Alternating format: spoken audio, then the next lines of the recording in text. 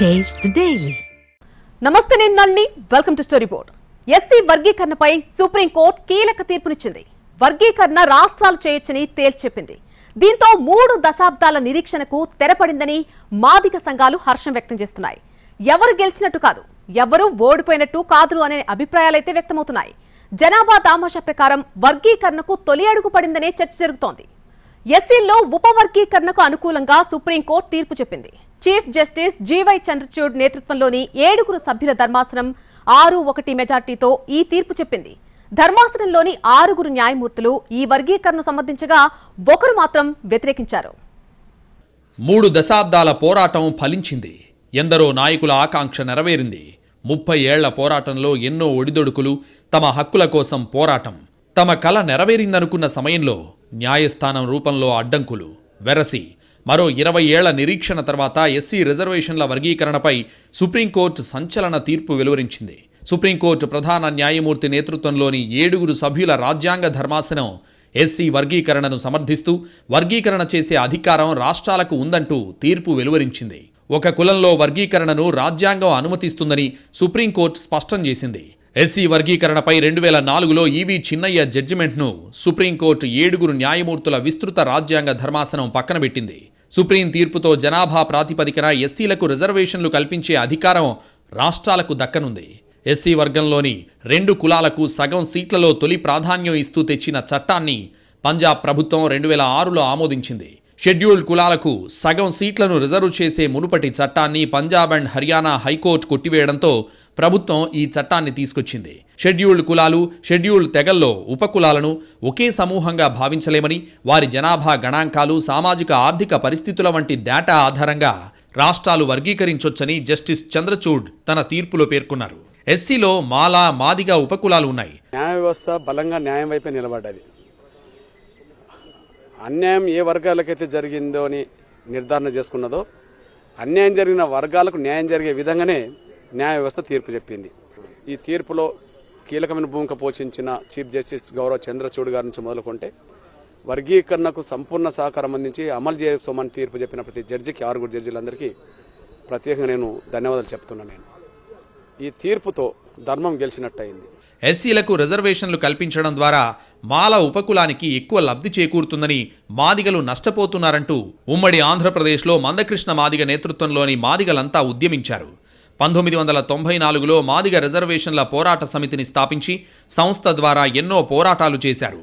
ఉమ్మడి ప్రకాశం జిల్లా ఈదుమూడి నుంచి ఎస్సీ రిజర్వేషన్లలో వర్గీకరణ కోసం పోరాటాన్ని ప్రారంభించారు. సుదీర్ఘ ఉద్యమం తర్వాత మందకృష్ణ మాదిగ పోరాటానికి టీడీపీ అధినేత అప్పటి సీఎం నారా చంద్రబాబు నాయుడు అండగా నిలిచారు.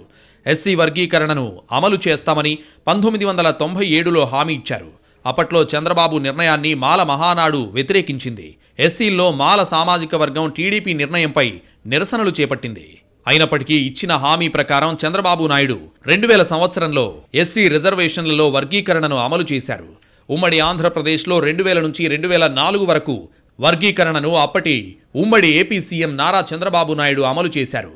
ఎంఆర్పీఎస్ పోరాటంతో అప్పటి టీడీపీ ప్రభుత్వం ఎస్సీ వర్గీకరణ చేపట్టింది. 4 ఏళ్ల పాటు ఏపీలో రిజర్వేషన్ల వర్గీకరణ అమలు చేశారు. దీనిపై ఎస్సీలో మరో వర్గం అభ్యంతరం వ్యక్తం చేసింది. ఉమ్మడి ఏపీలో ఎస్సీ వర్గీకరణ అమలును వ్యతిరేకిస్తూ మాల మహానాడు ఏపీ హైకోర్టును ఆశ్రయించడంతో రిజర్వేషన్లలో వర్గీకరణ రద్దు చేశారు. దీనిపై వివాదం సుప్రీంకోర్టును చేరింది. అప్పట్లో 5 సభ్యులతో కూడిన రాజ్యాంగ ధర్మాసనం మాలలకు అనుకూలంగా తీర్పునిస్తూ ఎస్సీ వర్గీకరణ చేయడానికి వీల్లేదని తెలిపింది. 2004 తీర్పు తరుణంలో అప్పట్నుంచి ఎస్సీ వర్గీకరణపై వివాదం కొనసాగుతోంది. ఇటీవల తెలంగాణ అసెంబ్లీ ఎన్నికలకు ముందు హైదరాబాద్ ఎన్నికల ప్రచార సభలో ఎస్సీ రిజర్వేషన్లకు తాము అనుకూలంగా ఉన్నామని ప్రధానమంత్రి నరేంద్ర మోదీ ప్రకటించారు.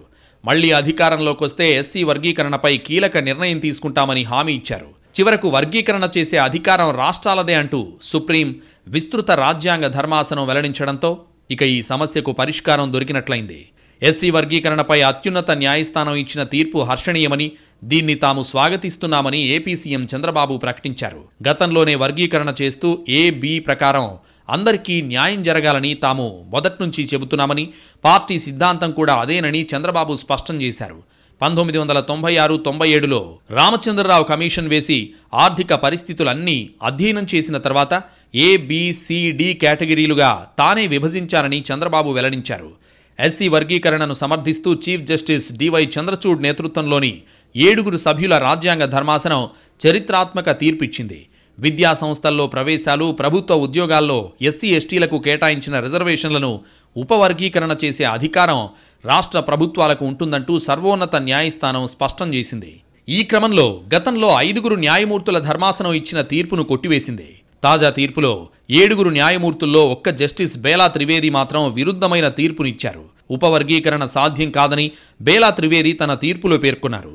దీంతో 6-1 తేడాతో తుది తీర్పు వెలువడింది.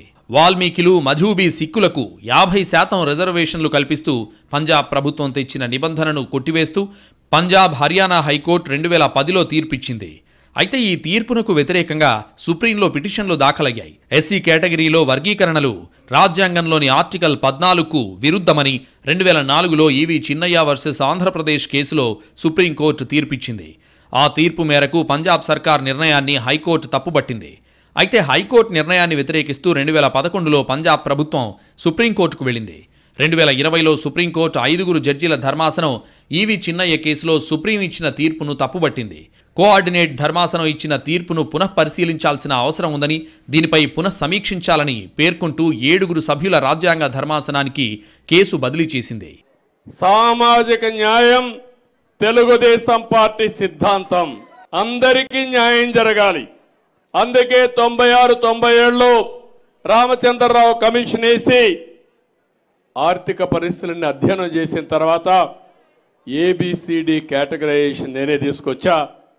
తర్వాత అది డిఫరెంట్ కోర్ట్స్లో ఛాలెంజ్ అయ్యి ఇప్పటి వరకు అనేక విధాలుగా ముందుకు పోయి ఈరోజు దాన్ని 7 జడ్జెస్ బెంచి ధృవీకరించారు, దాన్ని కూడా ఆమోదించారు. ఎస్సీ ఎస్టీ వర్గీకరణ చేసే అధికారం రాష్ట్రాలకు ఉందా లేదా అనే అంశంపై దాఖలైన 23 పిటిషన్లను ఈ ఏడాది ఫిబ్రవరిలో సిజేఐ రాజ్యాంగ ధర్మాసనం విచారణ జరిపింది. ఇందులో మాదిగ రిజర్వేషన్ పోరాట సమితి అధ్యక్షుడు మందకృష్ణ మాదిగ వేసిన పిటిషన్ కూడా ఉంది. వీటిపై 3 రోజుల పాటు వాదనలు జరగ్గా ఫిబ్రవరి 8వ తేదీన తీర్పును రిజర్వ్ చేస్తున్నట్లు బెంచ్ ప్రకటించింది. ఇప్పుడు 5 నెలల తర్వాత ఆ తీర్పు ఏంటో ఇప్పుడు వెల్లడించింది. ఎస్సీ ఎస్టీ ఓబీసీ వర్గీకరణ ద్వారానే సామాజిక న్యాయం సాధ్యమవుతుందని, తద్వారా సరైన పథకాలు రూపొందించేందుకు ప్రభుత్వాలకు వీలు కలుగుతుందని వాదనల సందర్భంగా సుప్రీంకోర్టుకు కేంద్రం తెలిపింది. వర్గీకరణ ద్వారా అందరికీ సమాన అవకాశాలు కల్పించాలన్న లక్ష్యం నెరవేరుతుందని ఈ ఏడాది ఫిబ్రవరిలో వాదనలు వినిపించింది. రిజర్వేషన్ల అసలైన లక్ష్యం చేరుకోవాలంటే కోటాను హేతుబద్ధీకరించడం చాలా ముఖ్యమని, రిజర్వేషన్ ప్రయోజనాలను విస్తరించాల్సిన అవసరం ఉందని, అప్పుడే వెనకబడిన వర్గాల్లో అట్టడుగున ఉన్న వారికి లబ్ధి చేకూరుతుందని తెలిపింది. వెనకబడిన వర్గాలు, కులాలకు సమానత్వం, సమాన అవకాశాలు కల్పించడం రాజ్యాంగం, ప్రభుత్వ లక్ష్యమని, వర్గీకరణ చేపట్టడం ద్వారా అవసరం ఉన్న వారికి ఈ ప్రయోజనాలు అందుతాయని వాదనలు వినిపించింది. ఎస్సీల 3 దశాబ్దాల పోరాటానికి తెరపడింది. సుప్రీంకోర్టు తీర్పుతో సంబరాలు అంబరానంటున్నాయి. మందకృష్ణ మాదిగ 3 దశాబ్దాల ఉద్యమానికి ఫలితం లభించింది.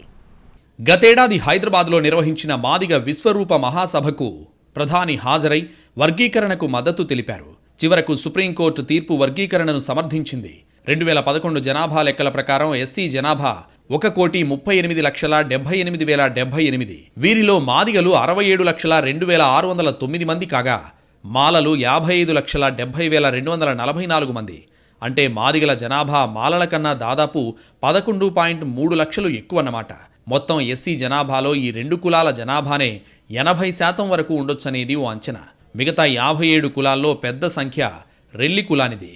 వీరు 3 ఉత్తరాంధ్ర జిల్లాల్లో ఎక్కువగా ఉంటారు. అయితే ఈ కులాలన్నీ కూడా ఊరవతల వెలివాడల్లో నివసించినవి. అప్పట్లో సమాజంలో దారుణమైన అణచివేతను, అంటరానితనాన్ని, వివక్షను ఎదుర్కొన్నాయి. కాగా ఎస్సీ జనాభాల్లో మాలల కన్నా మాదిగలు అధికంగా ఉండడంతో స్వాతంత్రం వచ్చిన నాటి నుంచి నేటి వరకు విద్య, ఉద్యోగ, ఆర్థిక, రాజకీయ, సామాజిక అంశాల్లో వీరికి అన్యాయం జరుగుతుందని అప్పట్లో కొందరు మేధావులు వాదించారు. మాదిగల జనాభా అధికంగా ఉన్నప్పటికీ విద్య, ఉద్యోగ, ఆర్థిక, రాజకీయ, సామాజిక అంశాల్లో మాత్రం వెనకబడి ఉన్నారని అభిప్రాయపడ్డారు. 70% ఉన్న మాదిగ ఉపకులాలు 10% రిజర్వేషన్ ప్రయోజనాలు పొందుతుంటే 30% ఉన్న మాలలకు 90% అందుతున్నాయని వారి అభిప్రాయం. అణగారిన వర్గాలు ఎదుర్కొంటున్న సమస్యలపై అప్పట్లో చాలా ఉద్యమాలు పుట్టుకొచ్చాయి. అందులో మాదిగ రిజర్వేషన్ పోరాట సమితి ప్రధానమైనది. మందకృష్ణ మాదిగ దీన్ని స్థాపించారు. ఈ ఉద్యమాన్ని ఆయన 1994లో మొదలుపెట్టి మాదిగల హక్కుల కోసం పోరాటానికి నాంది పలికారు. పాదయాత్ర చేస్తూ విద్య, ఉద్యోగ, ఆర్థిక, రాజకీయ, సామాజిక అంశాల్లో మాదిగలకు దక్కాల్సిన వాటా దక్కాల్సిందేనంటూ మాదిగలను చైతన్యపరిచారు. ఈ నేపథ్యంలోనే ఎస్సీ కులాలను ABCD గ్రూపులుగా విభజించి ఆయా కులాల జనాభా నిష్పత్తి ప్రకారం 15% ఉన్న రిజర్వేషన్ కోటాను పెంచాలనే డిమాండ్ చేశారు. బీసీల్లో ఉన్న ABCD వర్గీకరణ మాదిరిగానే ఎస్సీ కులాలను కూడా ABCD గ్రూపులుగా వర్గీకరించి అన్ని రకాలుగా నష్టపోతున్న మాదిగలకు న్యాయం చేయాలని మందకృష్ణ మాదిగ కోరారు. 2000 నుంచి 2004 వరకు అప్పటి చంద్రబాబు సర్కార్ SC/ST వర్గీకరణను అమలు చేసింది. అయితే మాల మహానాడు వర్గీకరణను వ్యతిరేకించింది. హైకోర్టులో న్యాయ పోరాటం చేసింది. హైకోర్టు వర్గీకరణకు వ్యతిరేకంగా తీర్పునిచ్చింది. దాంతో 2004లో ఆనాటి రాష్ట్ర ప్రభుత్వం సుప్రీంకోర్టును ఆశ్రయించింది.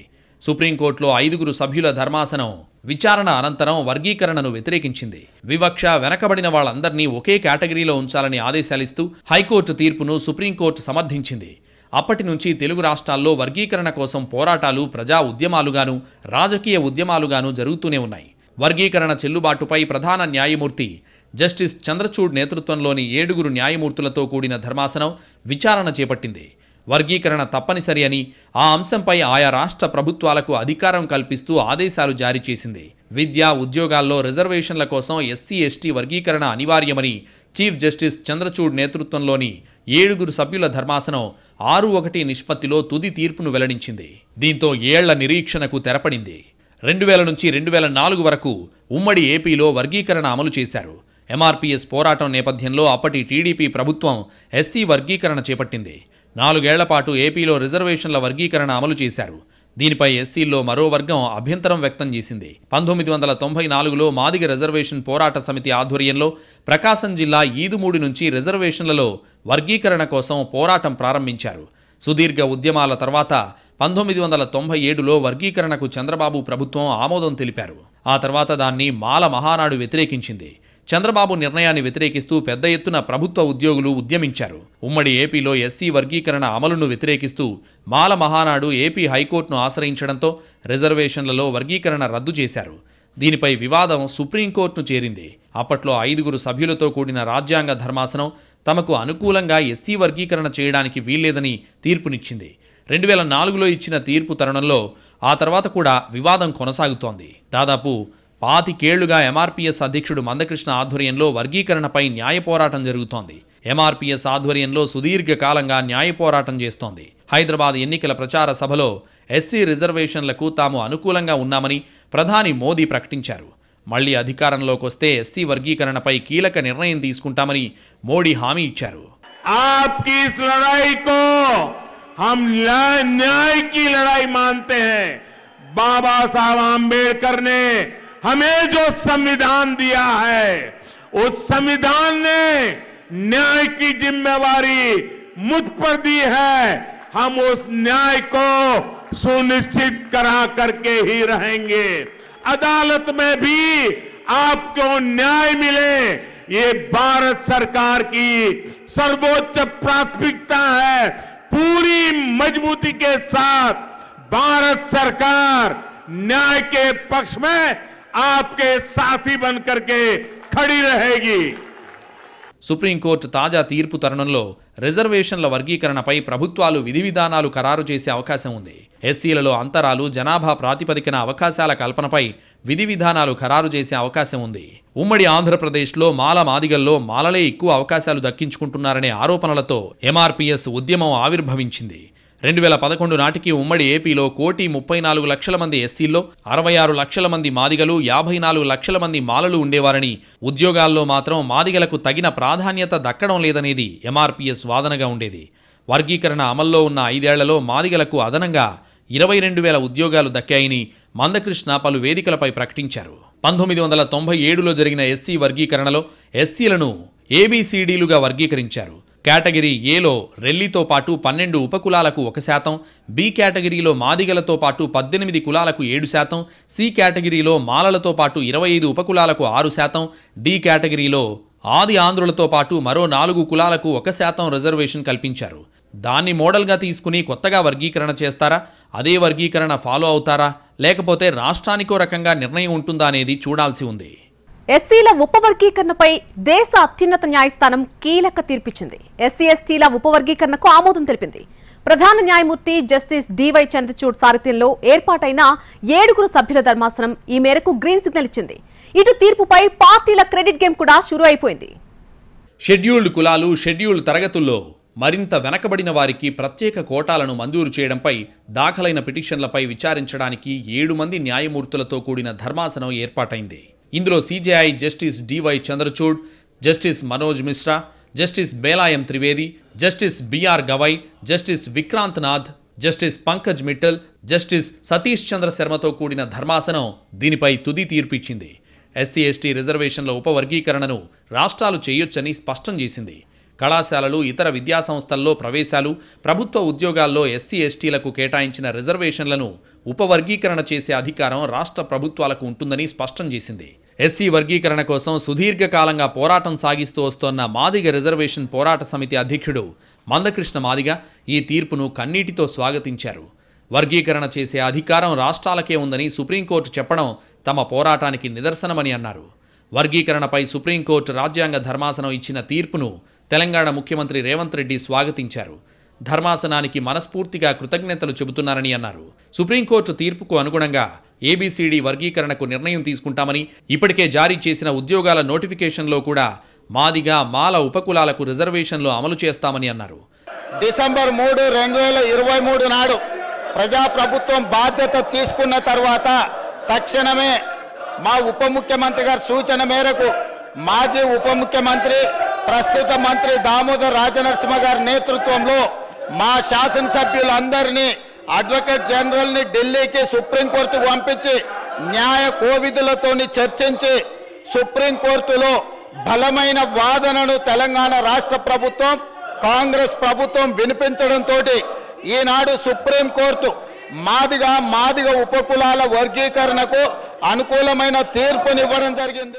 తెలంగాణలో కాంగ్రెస్ అధికారంలోకి వచ్చిన వెంటనే డిసెంబర్ 3, 2023న మాజీ డిప్యూటీ సీఎం దామోదర రాజనరసింహ నేతృత్వంలో ఢిల్లీకి పంపి సుప్రీంకోర్టులో బలమైన వాదనల్ని కాంగ్రెస్ పార్టీ ప్రభుత్వం వినిపించిందని రేవంత్ రెడ్డి చెప్పారు.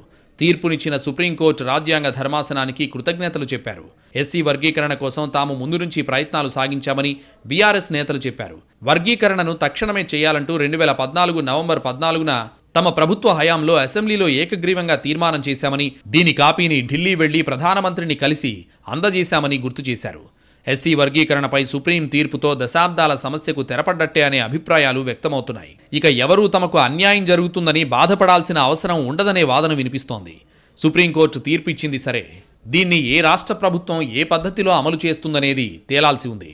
ఒకసారి వర్గీకరణ అమలైతే కానీ గతానికి ఇప్పటికీ వచ్చిన తేడా ఏంటో స్పష్టంగా తెలిసే అవకాశం లేదనే అభిప్రాయాలు కూడా ఉన్నాయి. ఏదేమైనా తమకు సుదీర్ఘకాలంగా అన్యాయం జరుగుతోందన్న ఓ వర్గం ఆవేదన అయితే సుప్రీం తీర్పుతో తగ్గుతుందని భావిస్తున్నారు. వర్గీకరణపై ఇప్పటివరకు స్పష్టత లేకపోవడంతో ప్రభుత్వాలు గతంలో రకరకాల ప్రయోగాలు చేశాయి. ఇప్పుడు కేంద్రం కూడా వర్గీకరణకు మద్దతు తెలపడంతో మరి దేశవ్యాప్తంగా ఏమైనా మోడల్ను ప్రతిపాదిస్తారా అనేది చూడాల్సి ఉంది. వర్గీకరణపై సుప్రీం తీర్పు అయితే వచ్చేసింది. ఇక వర్గీకరణను ఎలా చేయాలి, ఏ కులాలు ఏ కేటగిరీలో ఉంటాయనేది తేల్చాల్సి ఉంది. ఇప్పుడు మళ్లీ కులాల వారీగా లెక్కల్ని సేకరించాల్సి ఉందనే వాదన వినిపిస్తోంది. జనాభా దామాషాలో వర్గీకరణే ప్రధాన డిమాండ్ కాబట్టి ఖచ్చితంగా కుల ఆధారిత జనగణన అవసరం అవుతుంది. మరి దీనికోసం కమిషన్ నియామకం, కాల వ్యవధి, కమిషన్ సిఫార్సులు, దానిపై అభ్యంతరాలు, ఇలా ఇంకా ప్రక్రియ ఉందనే అభిప్రాయాలున్నాయి. అయితే సుప్రీం తీర్పు స్పష్టంగా ఉంది కాబట్టి ఈ కార్యాచరణ వేగవంతమయ్యే సూచనలు కనిపిస్తున్నాయి. అయితే రాష్ట్రాలు వేరువేరుగా కమిషన్లు వేస్తాయా, కేంద్రానికి ఏమైనా ప్రతిపాదన పంపుతాయా అనేది తేలాలి. పార్లమెంట్లో కూడా వర్గీకరణ అంశం చర్చకు రావచ్చని భావిస్తున్నారు. అప్పుడు కేంద్రం తన మనసులో మాట చెబుతుందని అనుకుంటున్నారు. కేంద్రం స్వయంగా మోడల్ను ప్రతిపాదించడమో లేదంటే వర్గీకరణపై రాష్ట్రాలకు సూచనలు చేయడమో చేయొచ్చు. కేంద్రం కొన్ని మార్గదర్శకాలిస్తే రాష్ట్రాలు వాటికి అనుగుణంగా పనిచేసుకుంటూ పోతాయనే చర్చ జరుగుతోంది. ప్రస్తుతానికి తీర్పు ఇప్పుడే వచ్చింది కాబట్టి రాజకీయ పార్టీలు క్రెడిట్ గేమ్ మొదలుపెట్టాయి. మరి ప్రభుత్వాల పరంగా తీసుకునే కార్యాచరణపైనే అందరిలో ఆసక్తి నెలకొంది. ఎవరికీ అభ్యంతరం లేకుండా అన్ని ఉపకులాలకు న్యాయం జరుగుతుందనే నమ్మకం ఇచ్చేలా వర్గీకరణ చేయాల్సి ఉంది. దీనికోసం ఎంచుకునే మోడల్ కీలకమని భావిస్తున్నారు. గతంలో రామచంద్రరావు కమిషన్ సిఫార్సుల ఆధారంగా వర్గీకరణ జరిగింది. కొన్నాళ్ల పాటు అది అమలైంది కూడా. ఇప్పుడు కొత్త కమిషన్ వేసి దాని సిఫార్సుల ఆధారంగా వర్గీకరణ చేస్తారా, లేకపోతే మరేదైనా ప్రతిపాదన తీసుకొస్తారా అనేది చూడాల్సి ఉంది. వర్గీకరణలో న్యాయపరమైన చిక్కులు రాకుండా సామాజిక కోణంలో అందరికీ న్యాయం జరిగేలా చూడటం ప్రభుత్వాలకు కత్తిమీద సామే అనే అభిప్రాయం ఉంది. మరి వర్గీకరణ కోసం కార్యాచరణ వేగంగా తీసుకుంటారా, లేకపోతే విస్తృత సంప్రదింపుల తర్వాత ముందడుగు వేస్తారా అనేది చర్చనీయాంశంగా మారింది.